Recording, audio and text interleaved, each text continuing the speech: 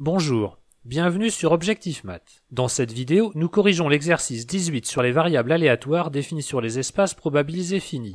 En voici l'énoncé. On lance une pièce de monnaie truquée avec la probabilité P de tomber sur pile. On note grand N la variable aléatoire égale au nombre d'enlancés effectués pour obtenir la première fois pile. Si on obtient pile pour la première fois, au nème lancé, on relance n fois la pièce. Et on note grand X la variable aléatoire égale au nombre de piles obtenues au cours de ces n lancés. On demande 1.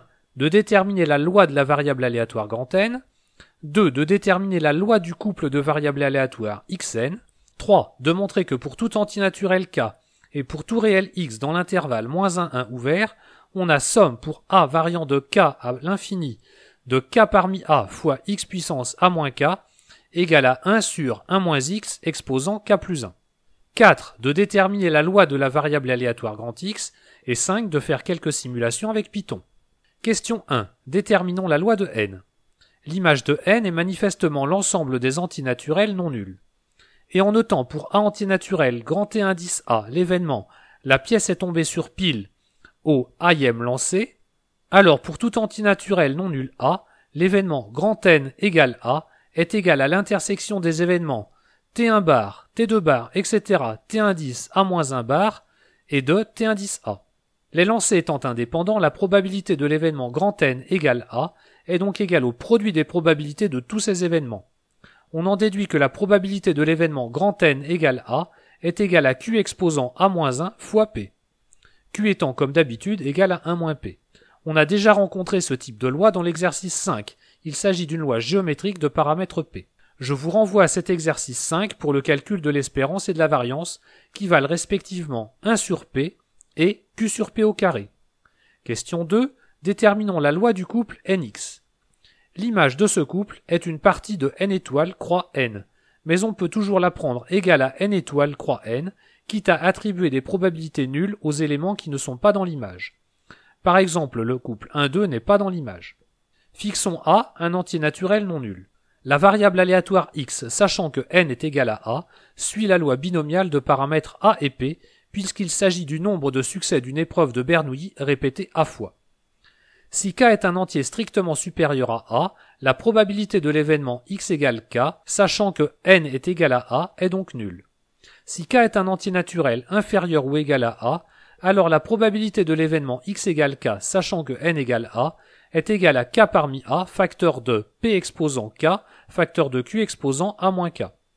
Comme la probabilité de l'événement n égale a et x égale k est égale à la probabilité conditionnelle de x égale k sachant n égale a, facteur de la probabilité que n égale a, on obtient pour tout antinaturel k inférieur ou égal à a, la probabilité de l'événement n égale a et x égale k est égal à k parmi a, facteur de p exposant k, facteur de q exposant a moins k, facteur de q exposant a moins 1, facteur de p. Ce qui se simplifie en q exposant 2a moins 1 moins k, facteur de p exposant k plus 1, facteur de k parmi a. Pour traiter la question 3, on va commencer par étudier la convergence de la série de termes général k parmi a fois x exposant a moins k, x étant un réel fixé. Notons que le cas x égale à 0 ne posant aucun problème, on suppose qu'il est non nul. On pose alors u indice a égale à la valeur absolue de k parmi a fois x exposant a moins k.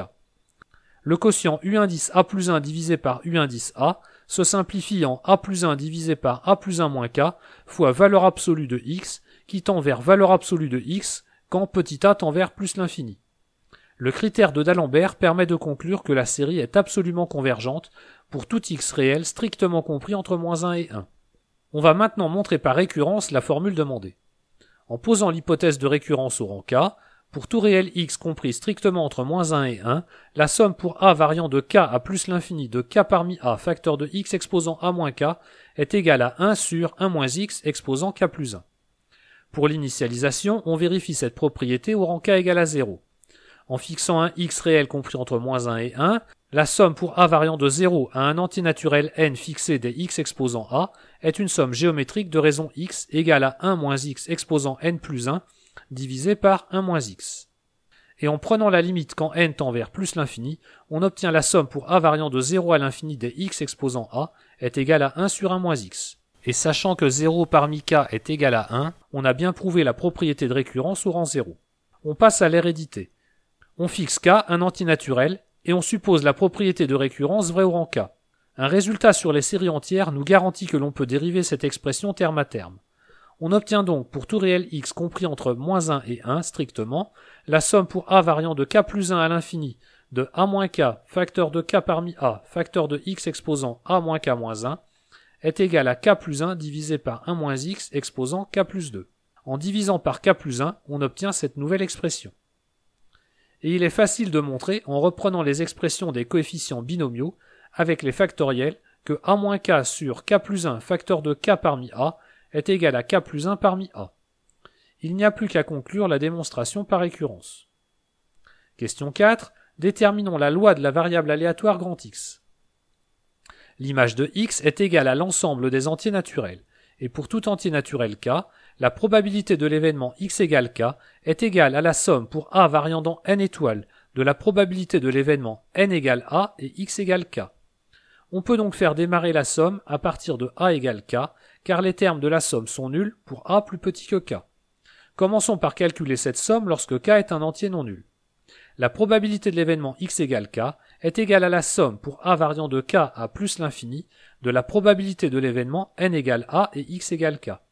C'est-à-dire, la probabilité de l'événement x égale k est égale à la somme pour a variant de k à plus l'infini de q exposant 2a moins 1 moins k fois p exposant k plus 1 fois k parmi a. On factorise certains termes pour mettre en évidence l'expression identique à celle de la série que l'on vient d'étudier. La somme pour a variant de k à l'infini de q exposant 2a fois k parmi a est égale à 1 sur 1 moins q au carré exposant k plus 1.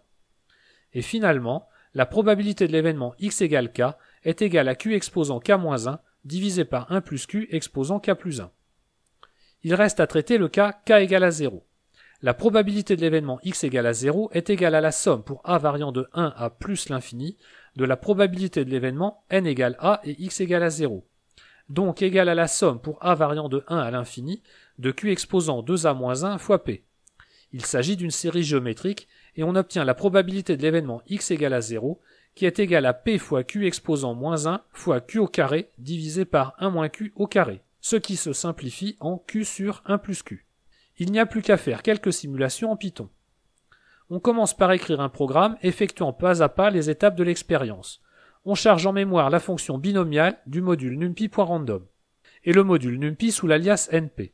Ligne 3, on définit la fonction test prenant en paramètre la probabilité p de l'énoncé et le nombre de fois que l'on souhaite répéter l'expérience. Ligne 4, on définit une liste dans laquelle on va enregistrer pour chaque expérience la valeur de la variable aléatoire x de l'énoncé. Ligne 5, on démarre une boucle, à chaque tour, une nouvelle expérience est effectuée. Ligne 7, on commence les premiers lancers de la pièce, et ligne 8 et 9, on incrémente le nombre de lancers effectués tant qu'on n'obtient pas pile. Ligne 10, on effectue maintenant les n lancers de la pièce, en comptant ligne 11 le nombre de fois où l'on a obtenu pile. Et ligne 12, on calcule les fréquences d'apparition de chaque valeur. Dans la deuxième fonction, on effectue à nouveau l'expérience, mais en tenant compte des lois de probabilité de n et x, sachant n égale a.